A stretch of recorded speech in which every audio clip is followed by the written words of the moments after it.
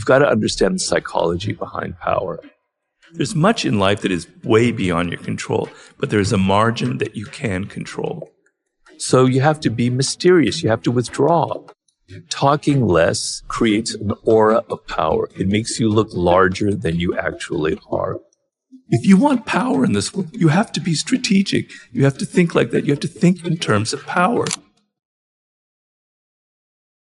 A lot of power is thinking ahead, 2 or 3 moves ahead.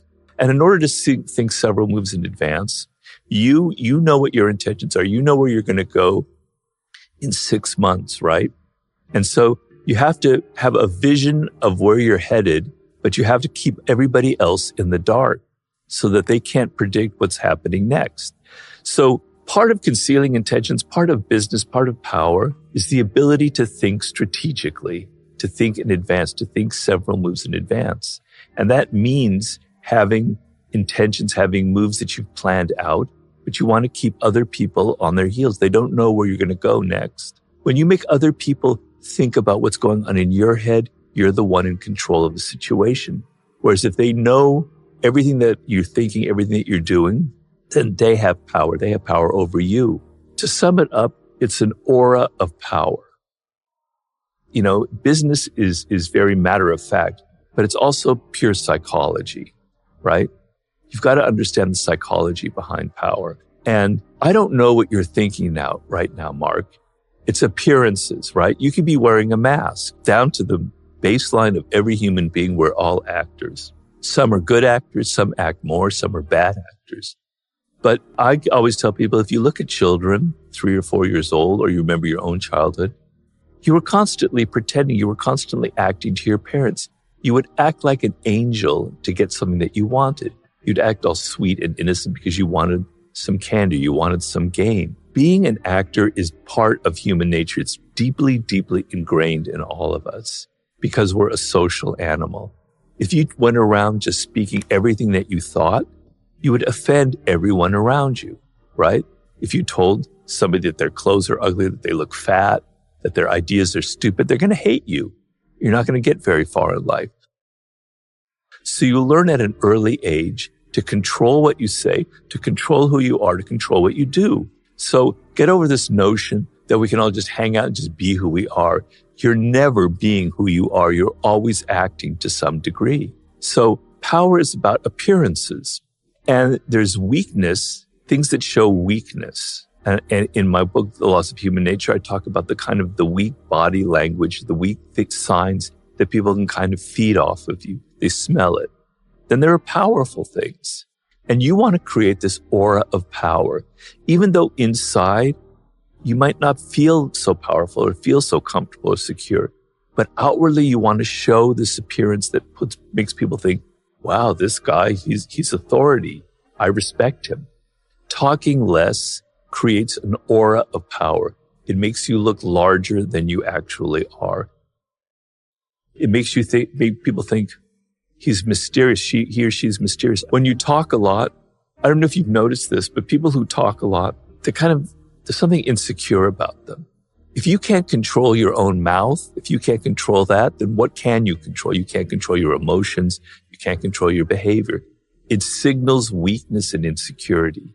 Whereas talking less, you're not going to say something stupid. And then when you do speak, it's going to carry a lot of weight. So it seems like an unimportant law. Oh, always talk less than speak less than necessary. But it's actually extremely important to understand the psychology of what gives the appearance, the aura of power, and what doesn't. It's a delicate game. As I tried to say in the beginning, don't think of power as these are these set laws that I have to follow. It's got to be this way. It's got to be A or B or C. Open your mind up. Don't be so rigid about it. So sometimes you have to be consistent, right? That's your brand. If you're certainly changing your brand every 6 months, people don't know who you are, don't know what it's about. You're going to lose your customers, your clients, right? But if you're too stuck, if you're too always the same, people are going to be bored with you. So the game in 2025 and moving forward has a lot to do with attention. People have written about this, But attention is money. Attention is something that you can monetize, right? Being able to get the attention in a world where you're competing with billions of other people out there, right? People get very bored, right? They get very bored very quickly if you're always the same, if you always have one note, if you're always appearing the same. They're going to get bored with you, and they're going to look for something else. So you have to be mysterious. You have to withdraw. If you withdraw and you're not always vying for their attention, you disappear for a month. You don't post anything, or you post something that's maybe a little bit enigmatic where they're not quite sure what you mean. Suddenly they're going to pay attention to you. I talk about this about certain musicians, like Michael Jackson was very good about that. Part of it was his personality, but he would withdraw. People don't understand Michael Jackson was a real kind of power person. He really is interested in the game of power. In fact, he had the 48 Laws of Power. And when he died, they auctioned his copy of the book. And it had all of these notes in it. He'd annotated it completely with his own notes. So he was very interested. But before the book came out, he understood the game of power. And he understood sometimes you have to withdraw. Sometimes you have to be one of those movie stars like Greta Garbo who disappears for 6 months, a year, or 2 years. People start thinking, what's he up to next? When's his next album going to be out? What's it going to be about? Even Beyonce plays the game like that. But the game is to sometimes withdraw from that attention cycle where you're always having to be something for other people. Let's take a step back and let them start wondering what happened to you. Disappear for a while. You have to know the game of absence and presence. Sometimes you have to be absent and sometimes you have to be present. Napoleon Bonaparte said, if I show up at the theater every evening as a spectator, the audience sees me, they start taking me for granted. But if I show up a month later, oh, there's Napoleon, wow. Then I show up the next week, oh, he's coming off. And then I show up in 6 months.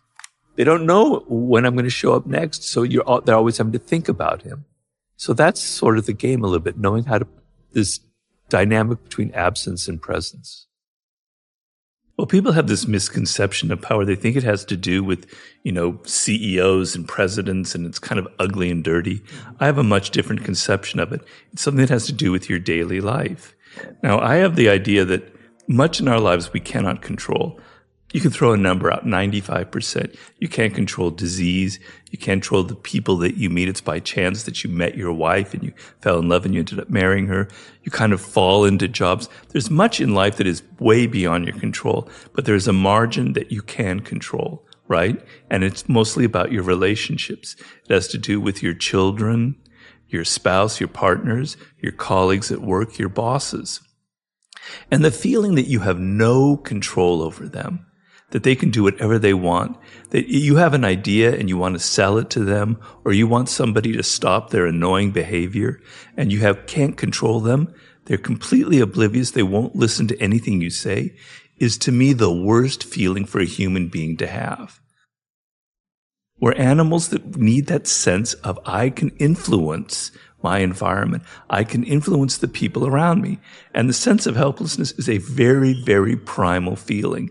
It's like when you take an animal, I don't know if you have dogs or cats, and you put them on their belly, they feel exposed, they feel terrified, and that's when they attack you. Well, that position is like being on our belly. I can't control my teenage son. He's into drugs. My husband or my wife isn't listening to me. Ugh. My boss is doing, you want the ability to be able to at least defend yourself or to have some influence or power over them. It's a small margin because there's much you can't control, but to the degree that you can have some of that power and then there's one other aspect, probably the most important aspect that I'm forgetting here, is power over yourself, self-mastery, right?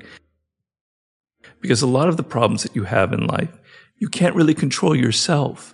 You're subject to all these emotions, these moods, these things that grab you, that obsess you, that possess you. Your mind has these recurrent thoughts. You have no self-control, and it drives you crazy. You have a habit you want to get rid of. You take some program, some class, and 3 months later, you're back at it. What is it? So the sense that you can control yourself to a degree, and the sense that you can have some influence over people is power. And the more you have it, the greater the feeling you have, because you can avoid that helplessness that makes all of us kind of crazy. Nobody thinks of power in a positive sense. And it's maddening. It drives me crazy. It's incredibly hypocritical. When self-help books are written and they're trying to say that power or ambition or influence are ugly things, when the writer himself or herself is actually a very powerful person who has influence, who has control, it's awful. It drove me crazy. It's why I wrote the book. If you want power in this world, if you are fighting for a cause, if you want some kind of justice, you have to be strategic. You have to think like that. You have to think in terms of power. People just don't give themselves up. You know, if we have the Me Too movement now, men are not just going to give up all of their control in a place like Hollywood. You have to hit them. You have to be strong. You have to be forceful. It's a power game. And I can't stand people who are naive, who think that just being themselves, just being virtuous is going to get what they want in life. If you're going to fight for something, you have to be able to meet the enemy on their terms of power. Well, you have to understand there's an offensive and a defensive side to the laws, okay? And I always tell people who have these kind of compunctions about crush your enemy. Totally, I don't want to do that. Well, neither do I. Okay, so if you're reading a law and it kind of triggers this, I can't do that, then it's not something you should do anyway. It's not going to fit your way of doing it. You have a certain style, a certain belief system, certain values.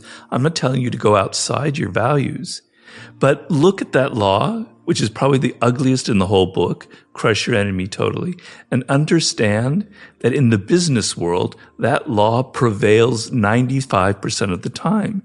When a company like Google or any tech company has an enemy, their goal is to get rid of them completely, to buy them out so they have no competitors, right? Look at Amazon, but even smaller businesses dealing with rivals. It's a dynamic in the business world. So you need to be aware of it and not be naive. You don't have to practice it, but you need to be aware of it. Other laws are just simply trying to show you we're animals that kind of base our opinions a lot on what we see and perceive. We don't often think too deeply. We kind of take people based on their appearances. So there's a law of power in there called always say less than necessary. Very kind of common sense law. And the idea is that if you're in a meeting with people, that man or woman who talks less generally has an aura of power, particularly a boss. They seem enigmatic, mysterious. And when they do something, say something, everybody's hanging on their words. What did that mean? What did they say? Whereas people who talk a lot give the impression that they're weak. They signal weakness. They can't control themselves. So they can't control themselves. How can they control anything in the business world, right? So we sense that in people. So be aware of that. You're probably talking too much in a lot of circumstances, and maybe you can control that. And so this is kind of a way of defending yourself in an environment where people will tend to see you as weak if you can't have any self-control, right? So if you see that a law that's ugly, that makes you skin crawl, you don't want to do it, I have no problem with that. There are a lot of laws I don't practice in there. But you need to be aware of them. You need to be aware that other people are practicing them so that you don't become their victim. Then there are other laws that, yes, you should practice, right? Like appealing to people's self-interest when you're trying to influence them, or despise the free lunch, where you learn to pay for things and be generous with your time and your money for people. So it depends on the law. But I hate it when people say, oh, what an evil book. Those are people who haven't read it, because half the laws, or more than half, have nothing evil about them. And the other half are about opening your eyes. I never say you have to practice this. I'm just making you aware of reality of what goes on in the world.